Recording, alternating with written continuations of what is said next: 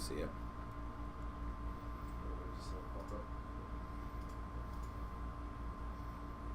Oh, there we go. I am live. What's up, everyone? Shane here with ROA Off-Road here in the ROA studios out in Utah, the beautiful Utah. Today is a Thursday Campfire Rant. Welcome, everyone. If you have any questions, feel free to start making them below. So many things to talk about.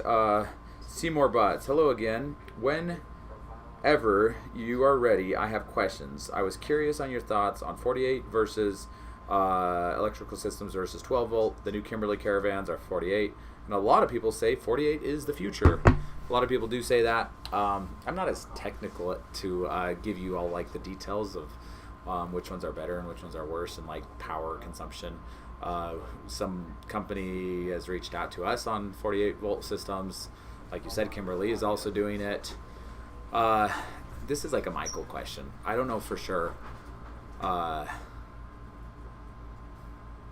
really like, I'm not an electrical person. Like, I'm like a user, and I can give you a lot of user experience. And I've never used a 48 volt system. So I really don't know, honestly. I wish I knew that. Maybe I need to do more research on the 48 versus the 12. Sorry, Seymour Butts. I'm like at a loss for good information for you on that one. So where's Michael when I need him? Or somebody. I will tell you, I know another manufacturer, one of our manufacturers, that's talking about going over to a 48 volt system. So it's in the pipeline. The BRS trailers. Well, welcome all terrain. What do you want to know? They look amazing. What are your thoughts? They look amazing. That's a good thought. That's definitely one of my thoughts. Quality is like really top notch. They're you pay for what you get. They're not cheap at all. They're beautiful trailers. I would say they're definitely in the top as far as quality goes of the trailers that we have now on our as an option. So I don't know exactly. We're still kind of dialing in some of the pricing on some of these, but like the Pursuit, base Pursuit is around $110,000, and then it's gonna have some various amount of options that will put it all the way up to potentially $150,000. So it has a range, which is nice. But like I said, it's very premium. It's the mold, fiberglass mold is on the top, so it's seamless along the top edges. Never gonna have leaks. All the components are like top-notch components. It's unique. It's innovative. Very, very innovative. I don't know if you have like an actual specific question about them I can answer. We got them so I've actually been talking to BRS for 2 to 2.5 years. It's been a second. And they're really cool guys. Really, really excited about them. They are making these trailers in America, which is really cool. They have Australian production, but they're also making them in America, which is really exciting.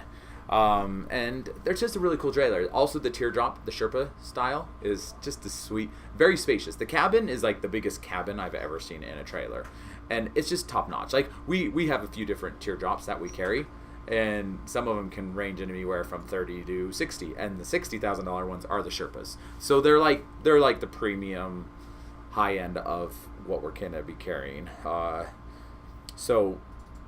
Anyway, hey Nancy, welcome.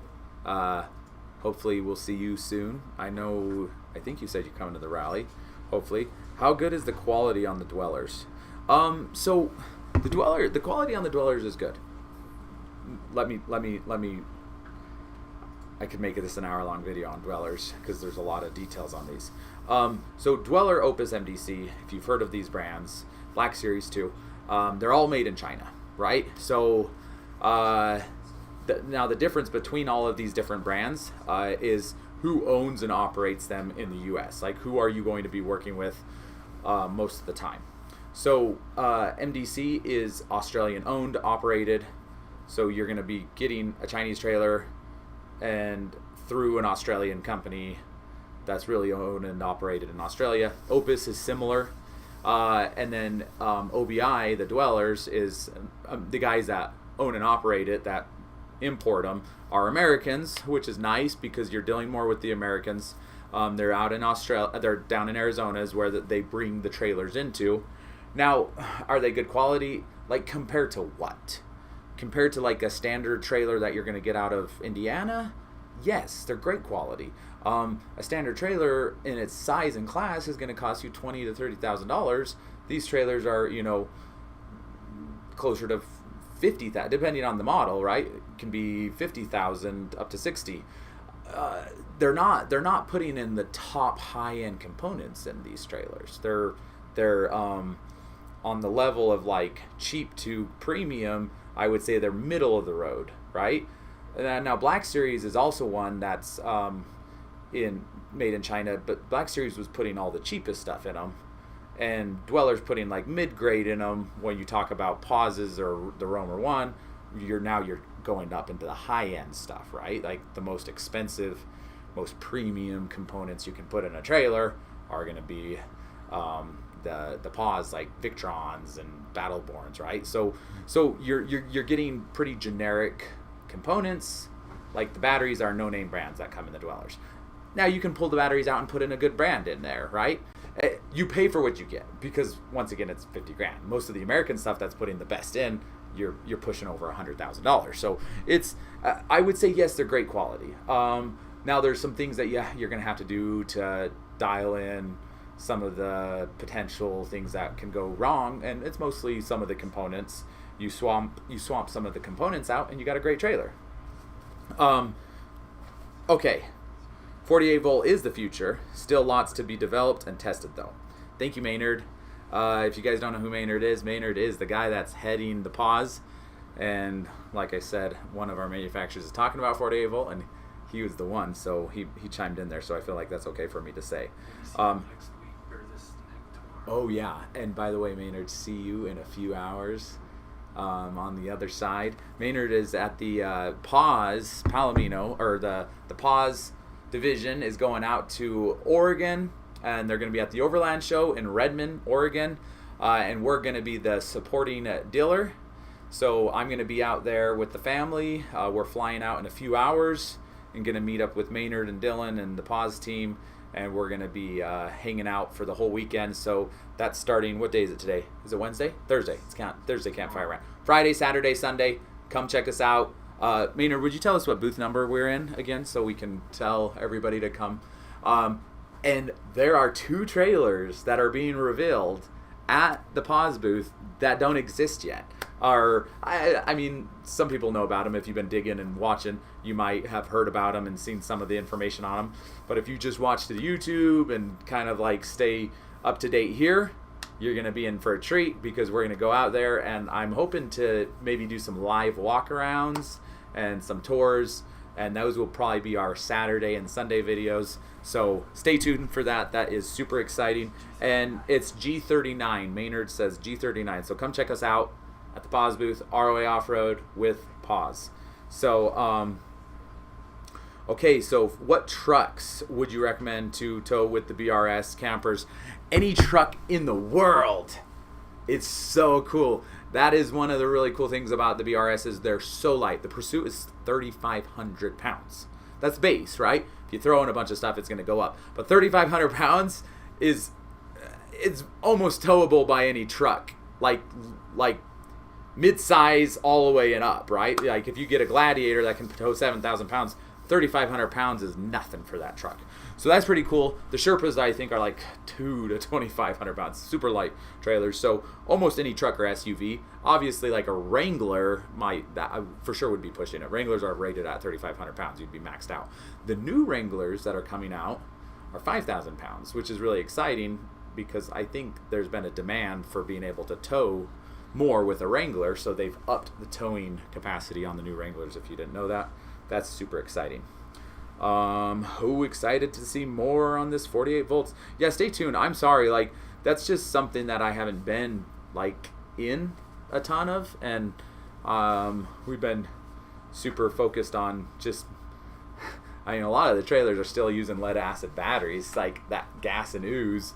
The better manufacturers are using gels and AGM, and the best are using lithium. So, but yeah, the future is exciting with more stuff. So thank you for the answer. You're welcome. George Fry. Hey Shane, looking forward to the Romer adventure at the end of the month. Woohoo, George. I am really excited too. Hey, did you know that we got the X in, the Romer X? You should come over and check it out. George is a local, so he's not too far away. He's a local Romer, one of the OGs. That stands for Original Gangster, in case you didn't know. Is it the elusive 16.4 coming? I've heard rumors. Should we tell them, or should we let the rumors continue? I think we can tell. Yes, it is the 16.4. That's what you're gonna see on Saturday and Sunday. So tune back in to check that out. I'm actually really excited about that. There's also a 21.4. Yeah, it's 21.4. Oh, so in case you guys didn't know, I actually really like this about the pauses. So the model numbers are like 20.3, 20.4, 16.4. What that means is the 20 is the box size, and the 0.3 is how many it sleeps. So the new units that you're going to be able to see if you come out to the show are a 16, so that's a 16-foot box, 0.4. So a 16-foot box that sleeps 4 people. That's pretty cool. That's a small box to be able to sleep 4 people. Usually in a 16-foot box, you're not going to sleep 4 people. And these are 4 adults. I believe it's a true queen size bed and a maybe an RV queen or a full. So definitely 4 adults, 2 adults and 2 children easily. So that's really exciting. And then the other model is a 21.4. So that's going to be the longest unit that Paz has made now, because they're 20.2s and the 20.4s are 20-foot boxes. So cool little fun fact for you to remember what the model numbers actually mean. Hey, and that may seem like obvious, but there's a lot of manufacturers that they have these random numbers on their trailers that mean absolutely nothing, and it's so annoying. Trust me, like the numbers don't mean anything. So thank you, Maynard, for making sense of your numbers. I like that. Okay, do we know if Paz will be making a bunk model? Family of 5, need more sleeping space. We'll come out to the show, and maybe you'll see a bunk model out there. I don't know if you're in Oregon, so if you can't come out to the show, at least come and tune in Saturday and Sunday, and we'll show you what they're making, because 21.4, well, it might be a bunk model. Maybe we could do a triple bunk, fit 5 in there. Or the booth. They are making a bunk model, so stay tuned for that, Adam. Okay, I hear we're going to have dinner with Redford. Oh, yeah. No, that's not true. Sorry. I know we're getting pretty famous on YouTube, but we haven't reached Robert Redford level yet of fame. So, in your opinion, is there any hope Brooder to come to the U.S., or will it ever happen? Man, I really believe that we have this issue with called the grass is greener on the other side, and that's just like humans in general always think it's better on the other side of the hill. When in reality, like you just have to learn how to make your own grass green, and it's sometimes a lot of work. It takes water, it takes fertilizer, mowing, like maintenance, right? And I think like here in the U.S., my goal is that we don't need a brooder in the U.S. because the U.S. is making the best trailers in the world, and that's what I'm so excited about BRS is we're not just importing those trailers over here. We're actually going to be making them. They're going to be made in America, right? In Tennessee. That's really exciting because like the reality is like importing things overseas is really, really, it's just encumbersome and very expensive. And anyway, brooder, you can get a brooder. They are in the U.S. People have ordered them. They're just very expensive. So I don't know how many they're actually making. I mean, I've heard that they make like 30 or 40 a year, which is not a lot. there's not a huge market demand for them. I don't know if that's true. That's just what I heard from somebody. We've talked with Brooder, and I just have the sense that they're not. I think they like being direct to consumer. So will they ever have a dealer in the U.S.? I don't think they will. Maybe someday they will. We've talked with them. We tried. I pulled out all the stops to try to convince them to let us carry their products, and they acted like they wanted to, but then last minute they just pulled out, and mostly was just like they were kind of like they didn't want it in another room with a Patriot or a BRS or a Pursuit, right? So why? I don't know why. That just doesn't make sense to me. If you're making a great trailer, I would think you would want to set it next to other great trailers so people can see how great it is, but they kind of didn't want to have it next to any other trailer. So anyway, I have very little hope, quite frankly, after those experiences and talking with them very extensive. I just don't think it's going to happen. And I don't think it needs to happen, because I think the new Roamer X that's coming out is going to be just as good, if not better. And I think I also think the BRS, the owner, the founder from Australia was out here. And he was talking to us about all kinds of stuff that he's dreaming up for the future. And honestly, I think between some of the stuff that we already have, it's just going to be like nobody will be thinking about that anymore into the future. Anyway, so hopefully in the next year or two, everybody in Australia will be wanting to buy our trailers and importing them to their country. That's the goal here. Bring in some great ingenuity and creativity and manufacturing here in America. So I love you, Australia. I really do. And we are still importing. I still am working with Australian manufacturers, and they still have some phenomenal products, and they have some really cool things that they're doing. But I think we can, here in America, can do just as good, if not better.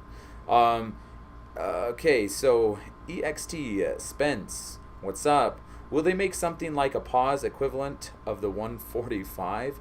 Well, you're going to definitely want to stay tuned for the Saturday and Sunday videos that are coming out, because I'm going to be showcasing you a pause 16.4. So 16, once again, if you just barely joined us, the pause model numbers are 16 is the box size, the 0.4 means it sleeps for. So if you were to use the same method, the X145 is 14.5 feet. This is 16 feet, so it's a 1.5 feet longer. It's a little bit bigger, but the X145 only sleeps 2, and the 16.4 is going to sleep 4. So I don't know if that's in your realm of comparison, but you're going to want to definitely stay tuned for that. Are you still doing the airbag upgrade on the Black Series? No, we're not. I don't. Hey, it's funny that you mentioned that, Robert. What's his? George Fry, I think, came and ordered, because we had some overstock on that, and I think he actually came and ordered or bought some of our last kit for the Black Series. Those are really expensive to order. I think we have to order them from Australia, and they take forever. Reach out to Josh W. Robert, you're a roamer too, so we would definitely do that for you. We're not usually doing the upgrades for like outside unless you bought the trailer from us. So talk to Josh. Reach out to Josh Williams. You can text us in, or just dial and hit service or parts and see if we still have a set. If we do, you had to put that on the schedule with the guys. I think they probably could get you in and get something like that done. So that would be sweet, actually. Anyway, okay. Have you used the AC in the units this summer yet? I loved all the winter videos you guys did. Once again, stay tuned. We were just having a marketing meeting here before this video went live, and we were trying to figure out what videos we should be doing over the next month.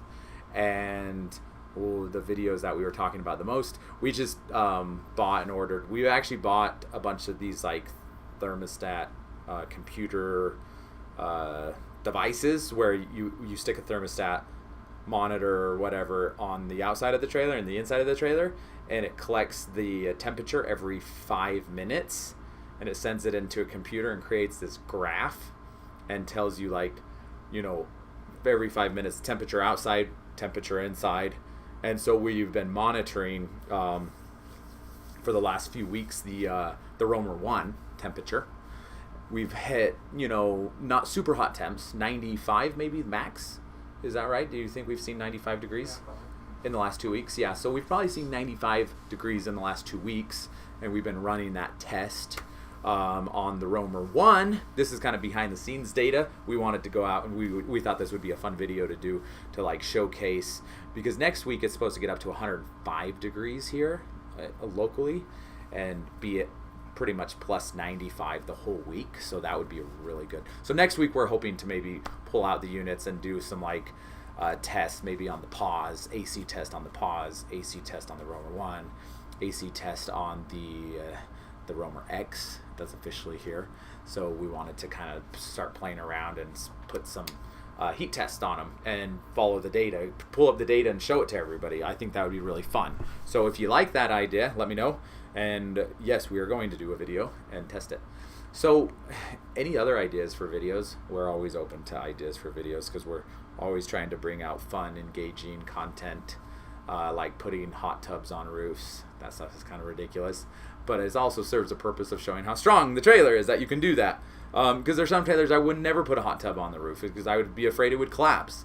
So it's fun to like come up with creative ways of like showcasing something, but in an entertaining, fun way, but also where we learn a bunch of stuff. We don't just like to do.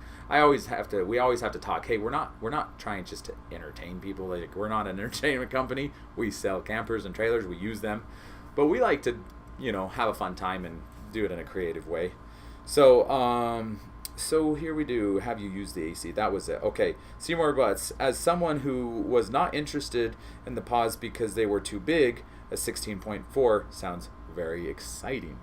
Yes, it is very exciting. And they have some others. I don't know what I should say. Maynard, if you're still watching, you can tell me if I can say other things. But they have other things in the works too that might even be even lighter and smaller and lots of cool stuff. Pause is just a really exciting company to watch. You gotta be. That's why I'm going out to the show this week to hang out with them, because I'm so excited to go see these new models. But yeah, they definitely like the .3 and the .2. The .2, I believe they've changed. They've made it into a .3 or point. Yeah. Anyway, so they're making more sleeping in that one, and I think so. But they're heavy. Yeah, they're heavy. That's the biggest complaint that everybody says. But it is what you get. And to me, it's like it's one of the most luxurious trailers, most spacious, most luxurious. If you're full timing of all of the trailers that we have, it's going to be the biggest, most comfortable, right? Without a doubt. So I think that's kind of the way I look at it. Okay, Adam, thank you. In Arkansas, won't make it to Oregon. Release date scheduled for the 21.4. Slightly concerned about longevity of batteries in hot, humid southern summers. AC runs all day down here. Thoughts? Interesting. Well, I'm pretty sure if you're plugged in, it's going to bypass, if you're living in it, it's going to bypass. So if you're plugged in, it's going to bypass through the inverter, and you're just going to be running it off shore power, so it won't affect the batteries at all. Maynard's here, make sure you can correct me on this information. Usually that's how the Victrons work, right? You're gonna plug in and run it right through.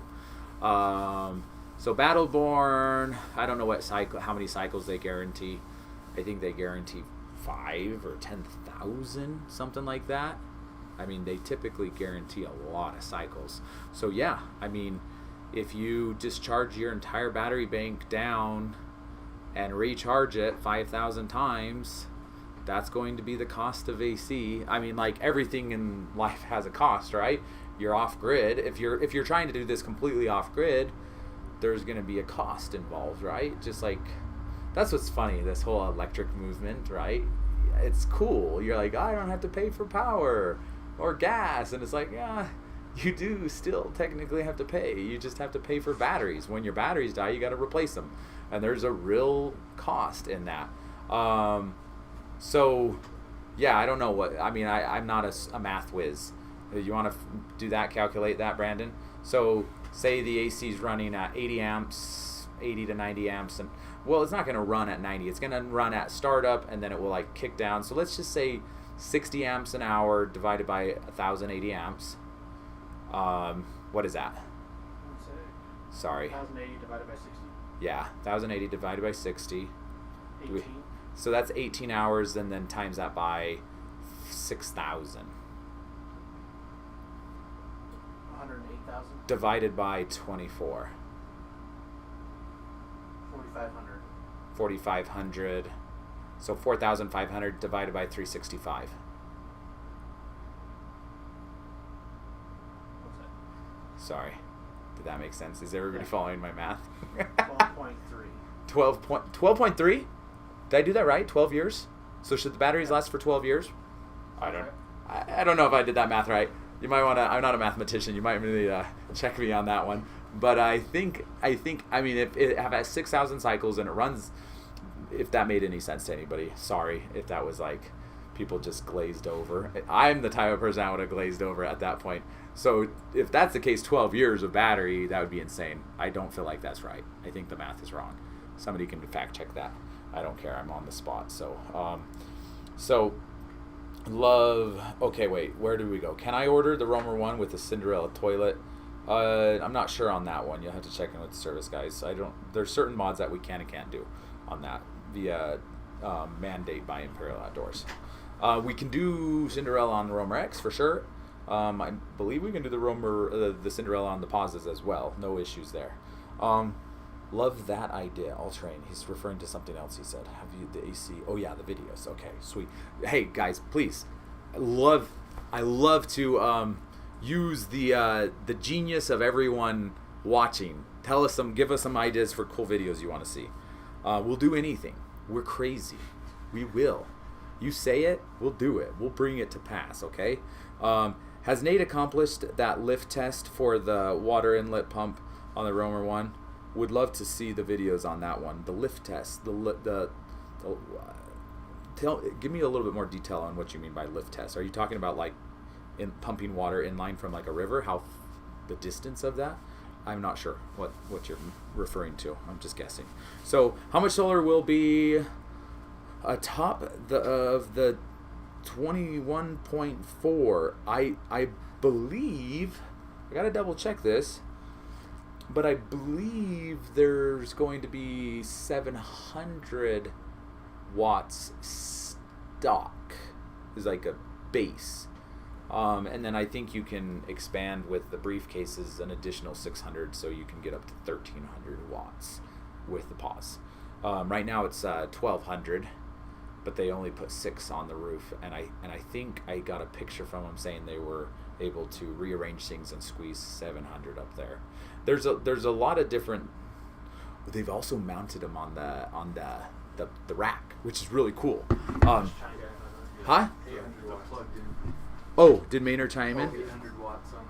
Oh yeah, 800. Ooh-hoo-hoo. And they also added them on the rack, so they're not actually mounted to the roof. All of them, not all of them. Some of them are mounted up on a rack, so you're not actually screwing into the actual roof and then doing the lap sealant. They're just across on like a T-track type of rack system, which is really cool. I love that they did that.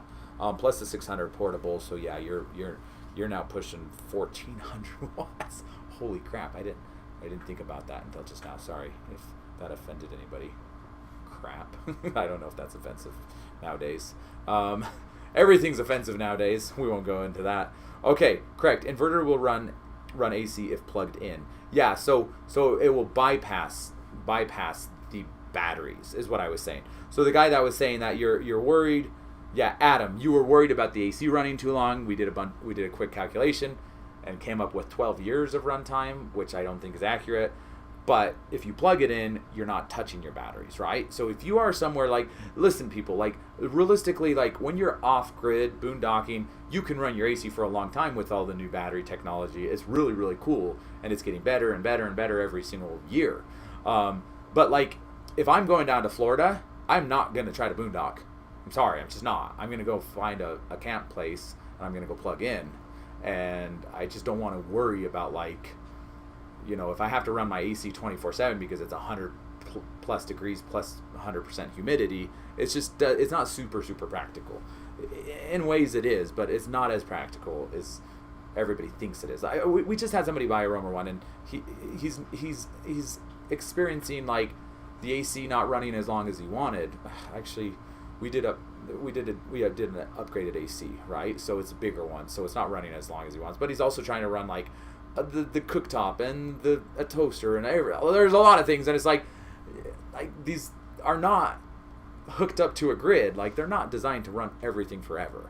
We're not quite there yet. We're getting closer and closer year over year. Solar honestly still kind of sucks overall, and it's just not the best, right? Like in a few years, I think solar is going to be really, really good, but it's just not quite there yet.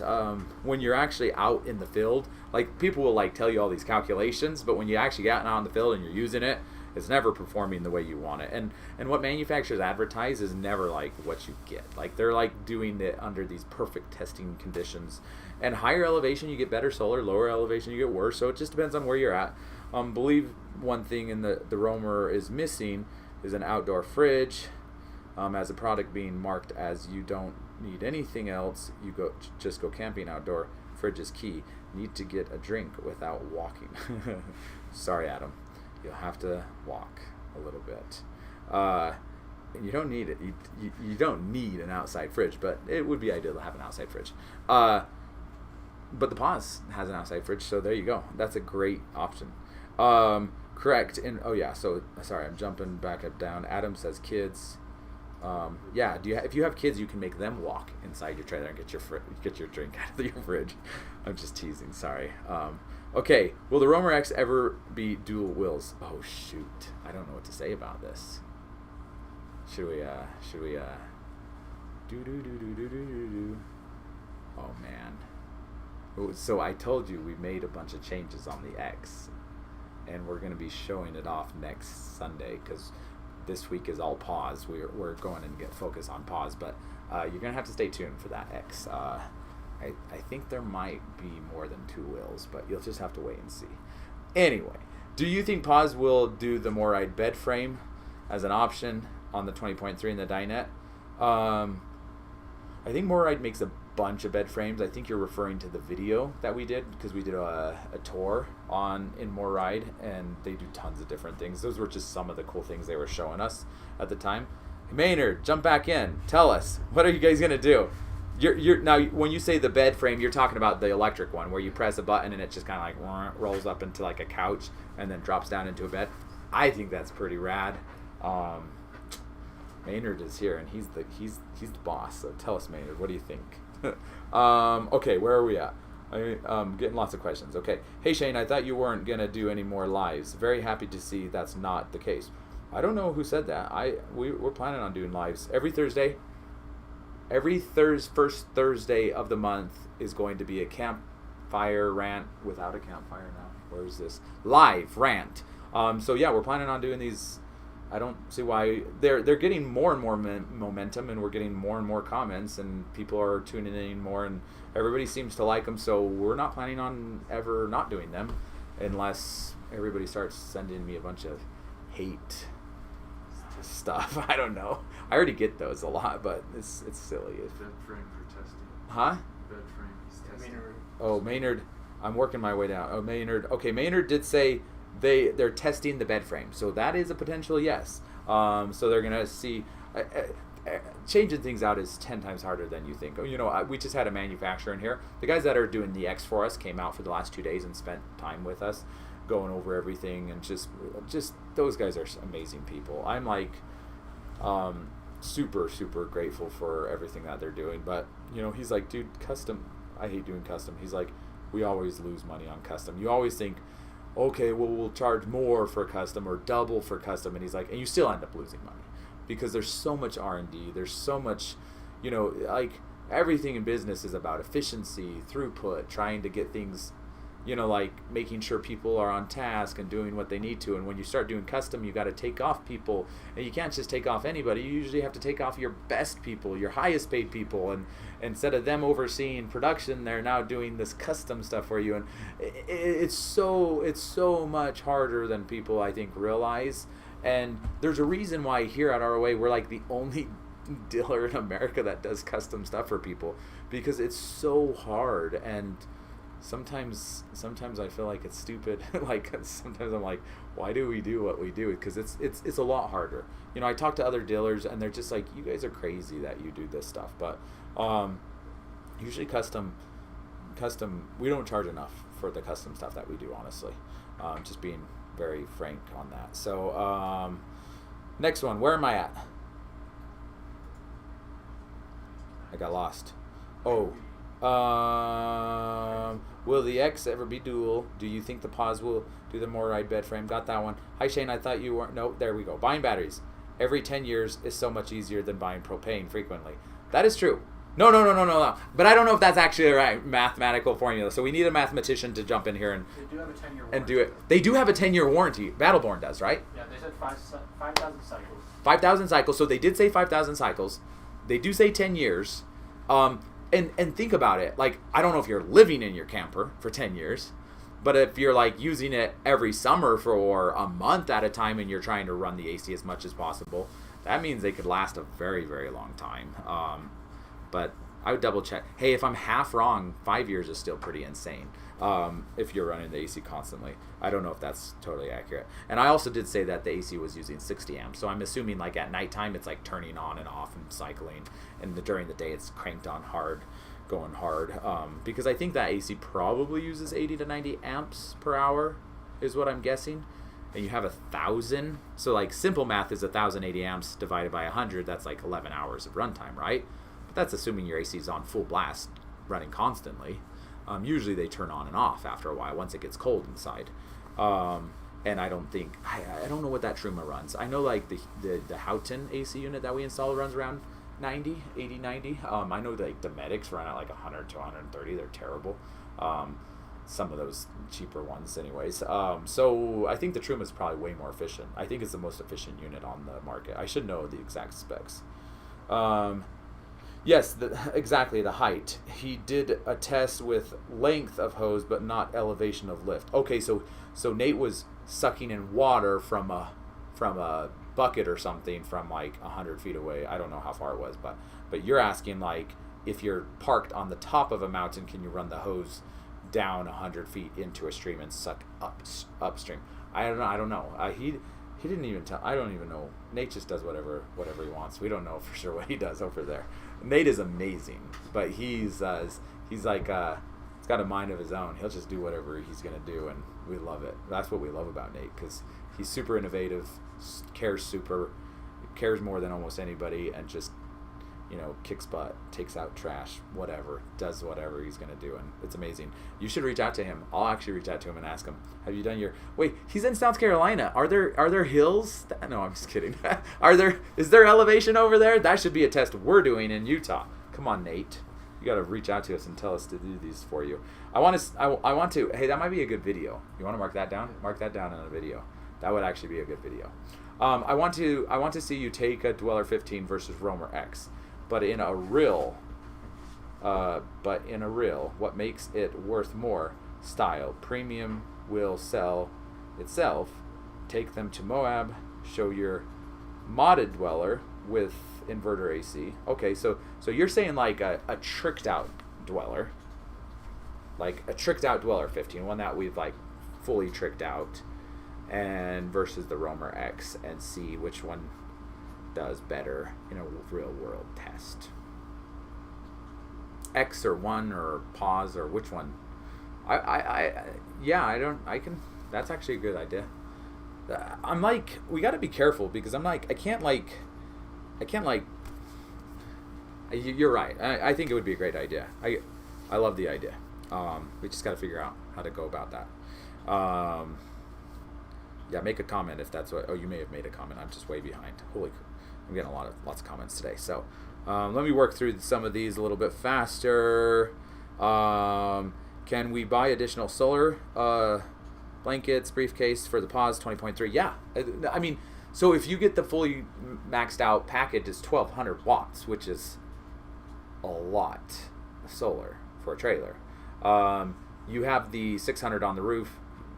They might be able to do 800 on the roof. Well, the 21.4 is a bigger footprint probably, so you might not be able to. But they might be able to do 600 or 700 up there. Now, I don't know, Maynard maybe.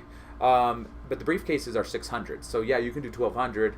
You could potentially add more. I mean, you can add as many briefcases as you want.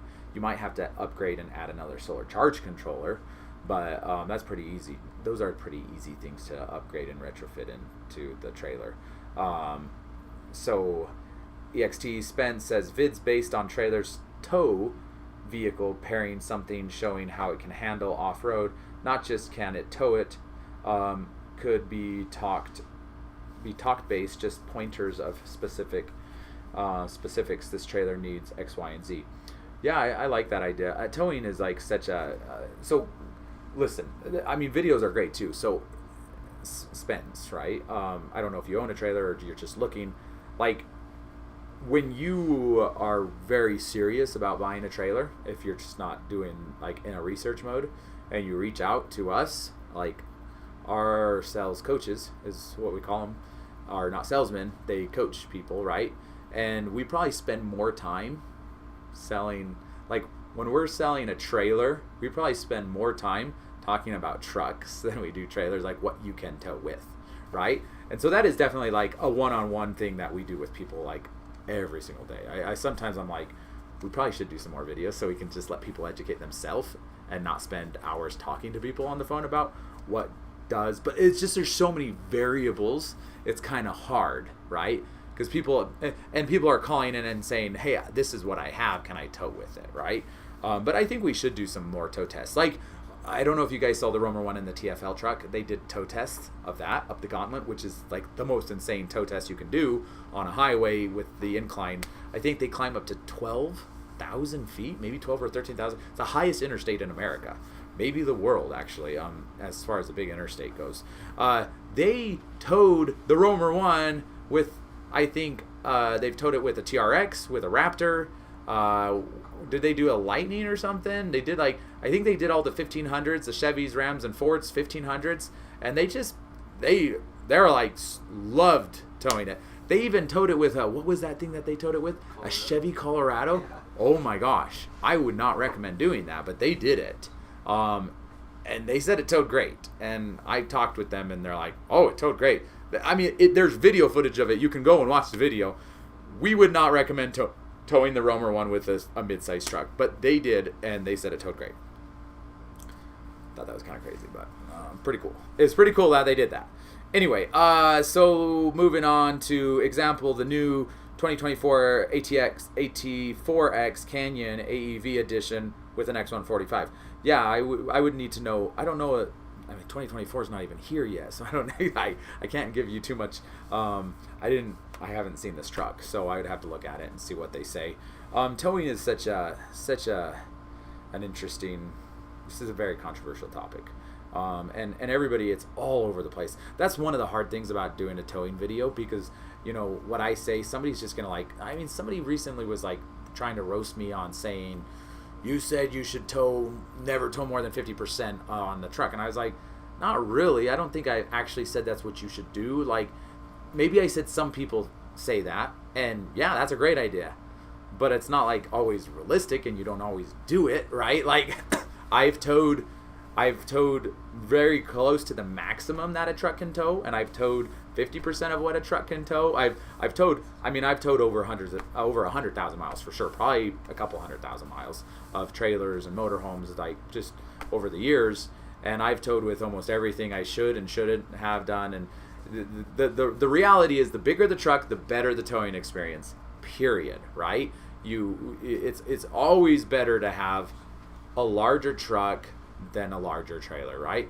But like if you're getting a 20,000 pound fifth wheel, there's not too many trucks in the world that are 20,000 pounds. Like, So it depends on, fifth wheels are once again over at the axle and you're using dually, so it's a totally different game, right? But talking about travel trailers, it's just all over the place, and people will argue and fight until they're blue in the face about what you should and shouldn't do. I can kind of just give you my opinions, right?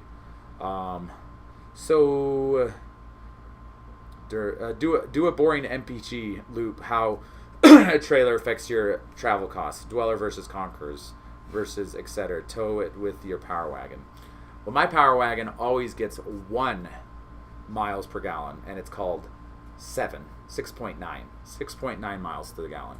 That's what I get always, with or without a trailer, because I'm just always going foot to the floor. So I'm a terrible person to do mile per gallon tests, because I drive them as fast and as hard as I can. I actually sometimes see how low I can go, right? Like going up the gauntlet, I wanted to see how low I could get my MPGs down. I got it to like 3. I was like, and I took a picture of it. I'm like, I got it to 3. Anyways, I'm just kidding. It's just silly. But yeah, that would be a good Jack's test. He loves to get his MPGs as high as he can. So I just like to do the opposite of what everybody's doing, which is kind of bad. It's good when you're in an industry that's terrible, right? When all the dealers are terrible, and I'm like, I'm going to do the opposite of what everybody's doing and make it really good. Do a video with an RV water filters. Hit up the clear source. I'm sure they would send you one. Send the water out to be and send the water out to be tested to see if it works. Well, that's actually a great idea. I'm loving these comments. We got to keep on going. It's 115 here. Tempt to see if the Dweller AC can keep up with the lithium upgrade. 115. Where are you, Duramax Adventures again? I don't ever want to go there, so make sure you let me know where you're at. He's in Arizona. 115 degrees. There's no way the Dweller can keep up with that. The Dweller has a struggle keeping up with 90 to 100 degrees off the lithium batteries. I think you own a Dweller. Do you own the 13 or? Anyways, sorry, I need to get caught up with where you're at. Anyway, yeah, like the Dweller AC is not the best. It's a 9,000 BTU, and it's ducted. If it was like, and it's canvas, right?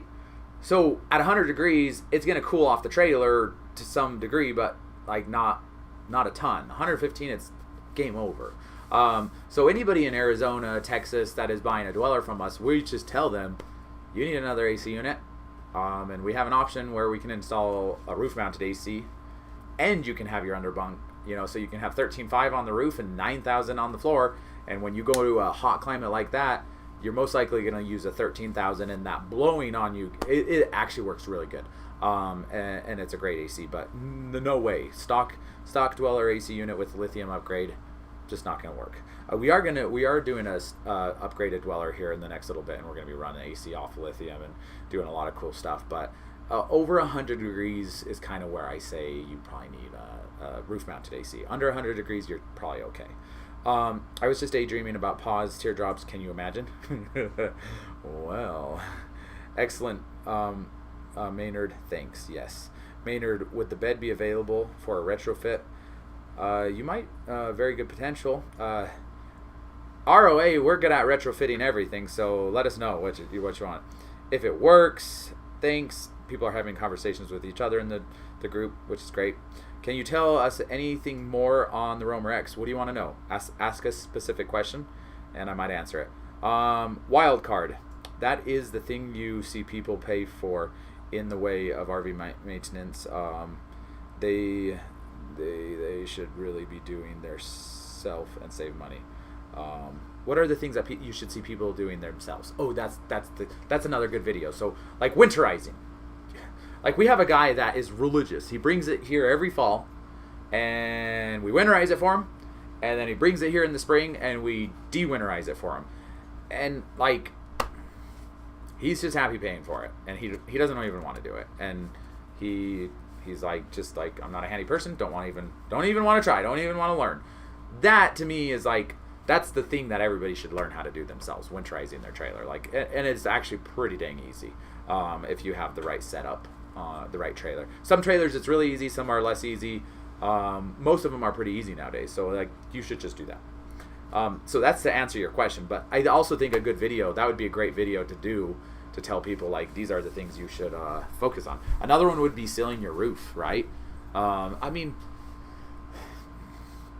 I pay for most of my maintenance. I can do most of the stuff, but I don't. I just honestly, I'm just super busy and I don't always have the time. So I'm dropping it off the shop, my trucks, my vehicles. Like I can change the oil. I've done that when I was a kid, when I was a teenager, but I will never do that ever again for the rest of my life because I just have other things. I'd rather be taking my wife on a date than changing my oil on Saturday. It just doesn't make sense to me. And I have the ability to do that, so that's what I do. It's my choice. But I can, and I don't. But there's certain things like I will winterize my own trailer because it's super easy. I will not seal my roof personally. I can, but I will get on my roof and I will inspect my roof. And then if it looks bad, then I might take it in to get it sealed. If I'm on a trip and I notice it looks bad, I'll get up and seal it. I always carry a tube of lap sealant with me in my trailers personally. So if I am traveling and I get caught in a rainstorm and I'm like, oh, where'd that waterfall come from inside my trailer? Then I get up on the roof and I fix it. But there's certain things. Definitely. So, Maynard, is the Dynet being tested in the 20.3? Yes, there is a Dynet coming soon in the 20.3. Maynard might answer. I don't know what you mean by tested. So, Crazy Black Series winter upgrade was like $30K and you still lost money. Well, the Black Series winter upgrade was never $30K. I think we started it at like 5 and lost our pants, lost our shirts. Then we increased it to like 8 and still lost. And then we increased. A lot of it was getting innovated though. Like we were improving it. Like every single time we used it and tested it and people would take it out and have issues and then we'd fix it and improve it. And so we kept on doing newer innovations and renditions of it. And it got up to, it may have reached $15,000 at one point, but this thing was like probably an 60 to 80 hour job, right? Completely fabricated an entire aluminum underbelly that we had to source the aluminum and have it all cut, CNC'd and bent to like go over every contour of the entire trailer. And then we completely removed the furnace and added new furnaces, ducted furnaces throughout the entire trailer with vents coming into multiple spots, multiple ports, also ducted heated into the underbelly, added heated tanks, so like electrical was added, heating, ducting. That was an insane job. Like that job took so much time. And we were, by the time we got up to 15K, we were making some profit on it, which is what you should do as a business. But no, I wish we were at 30K. Yeah, no, never happened. So I was people put 30K in upgrades on their trailers. I think the most expensive modded trailer that we ever did on a Black Series was, I think we once did one that was like 60. That was a lot. That guy he just wanted everything, and he just had money to burn or something. But he bought the trailer for like 60 and put 60 into it. And I mean, he called up and he's like, I want one of everything. And it's like, no. Like, you can't just get one of everything because we got like 4 different toilets. And we're not going to put 4 toilets in there. So like, choose which toilet you want, right? But like, that was crazy. And most often than not, I'm telling people, don't upgrade things, go and use it.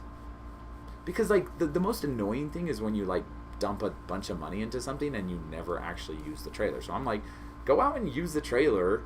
Like, if you've owned trailers and you know what you like and what you don't like, then like it makes sense to like do like, I want this and I want this because I know from experience. But we get a lot of first time buyers that come in and they're just like, never use a trailer, don't know anything about trailers, just give me everything. It's like, no,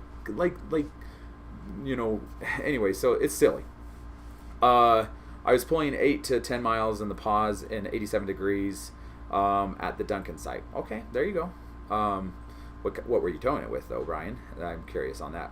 So appreciate all the content you guys produce. It's very informative, and I love when you're forcing the American market producing RV trash. Props to you and Palomino. Thank you so much, Adam. I appreciate that. And yeah, I'm really proud of I mean, 4th of July, we just celebrated our independence, and I'm really proud to see like some ingenuity. I've been saying this for almost 5 years. I've been saying it for over 10 years that the American RV industry is terrible and that it needs to be improved. For the last 5 years, I've been saying they're ripe for improvement, right? To me, it's like Honda and Toyota when they entered the market. And in my opinion, I think a Ford, a Chevy, a Ram is just as good as a Toyota and a Honda nowadays. I think they're all great products. They're all competitive. And I think the Australian market coming into the U.S. has really pushed the U.S. market to get better. So, and I'm really excited about that. And I think it's just going to keep on getting better and better. And I think in the next few years, I don't think there's going to be a need to import anything anywhere else in the world. As a matter of fact, we're already getting people asking us to import the Roamer 1, the Pause. We've had somebody from Germany asking about the Pause. We're getting inquiries from all over the world asking about our trailers now because we are starting to really step up the game. Okay, appreciate. Oh, and you can run the Dweller AC 900 watts-ish for an hour on a 100 amp hour Battleborn. Don't forget inverter loss, 1.2 hours if dropped, 700 watts ambient dependent. Yes, no, for sure. That's a good calculation. 20.3 has a Dynet option. Yes, available. That is, Maynard said that, and that's true. It's pretty cool. So do you think if you put Henry Tropy Cool on the roof of the Dweller will help keep it cooler? I don't know. I'm not for sure familiar with that AC. By the way, I got a Pause 20.3 2 weeks ago. Woohoo! Thanks, Nate. Thank you, Brian. Welcome as the roamer. We're so excited to have you. We're planning on doing some adventures out there and rallies, so stay tuned for that. Awesome, Maynard. Where can I see the options? Okay, you already have a Dweller versus Conqueror. What makes it worth more? So I don't see it hurting your own sales. There are no bad products, just bad prices. Show customers what makes it worth the premium. Yeah, I agree. No, I like that. I like the idea. OBI and Conqueror are owned by the same company, so they didn't care that I did that because I was just comparing their trailers to their trailers. Just as some insider info right there. I have a 20.3, need more, but couldn't find the Renogy aftermarket to keep same family of panels. If you bought it from us, just reach out to our exclusive tech line. If you didn't buy it from us, reach out to Pause, and they can probably help you find something. Or your dealer. Reach out to your dealer. Don't reach out to Pause. Solar. Okay, towing is based on experience. I have no issues maxing my truck out. Though I scale it to make sure we're almost out of time, but I want to get through these. Sure, it is within spec, but I'm seasoned tower and driver with a safety bubble around me. Yeah, I agree so much. Duramax, 100%. I've towed maxed out. I've towed 50%. It's always better towing with a bigger truck and not being maxed out, though. Like, you gotta admit that. It's nice when you're towing and you forget there's a trailer behind you, right? But if you're experienced, yeah, you can push the limit a little bit because hopefully, I don't tailgate people when I tow. I get in vehicles with people that have never towed and they're like driving it like a sedan with nothing behind it, and I'm like, slow down, don't take it slow. You also have a toilet behind you. You can stop and go to the bathroom. You don't need to be in a rush. Or food too and everything. I wasn't tracking Dynet options. How much for the retrofit? That's just something you got to reach out to us, William, to give you prices. So we will post videos soon as the Dynet is installed. Thank you to Maynard. For new towers, 50 to 70% is what I recommend. Yeah, I think that's great. Good advice. Thank you, Duramax. Maynard, I missed the answer. Is there a release date on the 21.4? It's already here, so you just got to reach out to us. We've already been putting in orders for months, so the very first one is going to be, what? Oh, it's going to be available in 2 months. Yeah, so well, there's a lead time on everything, but it's here. You can put in an order right now and have one.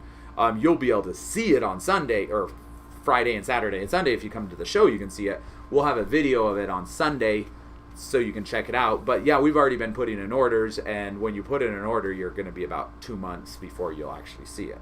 Maynard, I missed that. Okay, so payload is 1,000. I'm going to skip that. 21.4 release is the weekend at Overland. So yeah, that's the release is this weekend. So you can see it, you can put in an order. You can already put in an order today if you wanted to, and you'll get on the list. You'll be one of the first ones to get it. So just for an FYI, I'm towing Pause 20.3 with the 2023 Chevy Silverado 1500 3.4. Wow.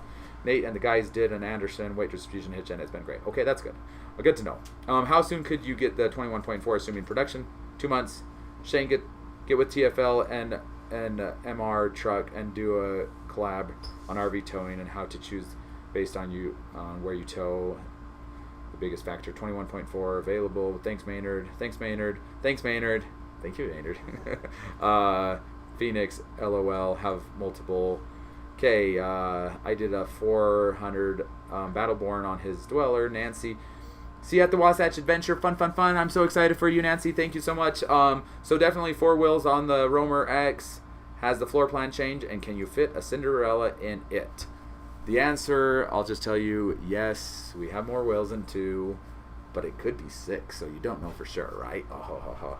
My video guys are laughing over there. And floor plan, no, but yes. So stay tuned for that. Ceiling roof, older person on the roof, probably not. Just saying. I agree. I'm telling you, I get on the roof to inspect it. If you don't want to get on the roof to inspect it, take it into a shop. Ideally, you want to get up there every single year and check it. I would never not check it every year. Get it checked every year. No official temp ratings yet. Still doing official tests with Truma. Super excited about that. Meet you in Moab. Michael, yes. Meet you. Whoops. Could have sworn you said it was 30K. My mistake. That's okay. I'm very forgiving. I forget. No, I'm just kidding. No, I actually do forget, but... Wind has destroyed every tent trailer I've owned. The BRS shower room would be dust. Yeah, I don't know where you live. Maybe you live by a lot of tornadoes. So it seems very robust and nice. So we'll see. Sorry for the random question, but when do you think you'll get more Conqueror UEV 19s? Have you seen the Mission Overland? I've seen the Mission Overland. Cool trailers. When am I going to get a UEV 19? You'll have to stay tuned for that. We are now past our time limit. Not for sure on UEV 19s. Hopefully sooner than later. They'll be here this year for sure. We got some coming, but we also have a bunch of orders already, and so even if you wanted one, you wouldn't be able to get it because there's a list of I think we have 12 or 13 or 15 units already on order. So once they start landing, they're just going to go straight to the new owners that have put in orders. So even if you put in an order right now, you wouldn't see it for a while. But they're landing really, really soon, couple weeks. We're gonna have some of the new ones here. So thank you so much for watching, everyone. I really appreciate the time we went over, but there was a lot of good comments, and I really appreciate everybody participating. Don't forget, every Thursday, first of the month, are these live rants, and we have the recorded ones every Thursday. Lots of cool stuff coming out. Stay tuned. Pause. Got lots of cool stuff coming out on those. Next week we'll have the Roamer X coming out. Got some heat tests coming down the pipeline on all of our models. Thank you so much once again for watching. Hopefully I'll see you someday roaming out on the trails or at some of our rallies or events. Have a wonderful day, and talk to you later. Bye-bye.